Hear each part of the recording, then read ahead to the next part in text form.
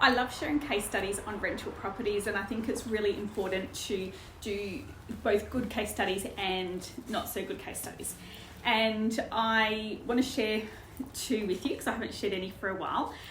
The first one I'll share is a not so good case study. So we had this rental property in South Perth, and the tenant's lease expired 8th of August. We secured a tenant on the 15th of August, but the new tenant can't move in till the end of September.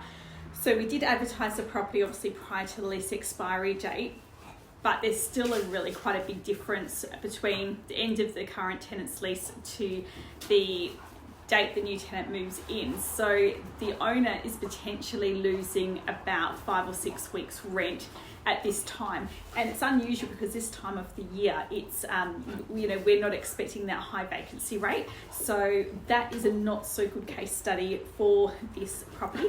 Now, it's a 2-bedroom house in South Perth. It was renovated probably about 10 years ago, so it's really nice and well presented. But with the traditional character home in South Perth, it's very boxy. So it's got, you walk straight into the lounge room. The lounge room is very separate with doors. Then you've got a little hallway, and you've got 2 bedrooms, and then the kitchen. And so it's very boxy, and all the rooms are on their own with doors. There's no open plan to it. And the property is very much just suited for a couple. You could possibly have a small child there, but it's really a couple's house. You can't even have really 2 single people because the second bedroom is a lot smaller than the main bedroom. So the property is very selective with a certain type of tenant. So when that happens, it does make it a little bit harder to find the right person for that property.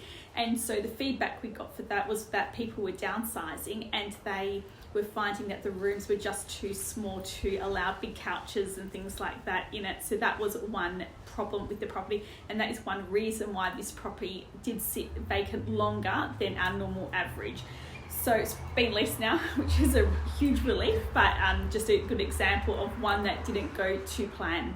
A great case study that I've got for you is a little 2-bedroom townhouse in Como. The property hadn't even touched the rental market. The previous tenant was paying $300 per week.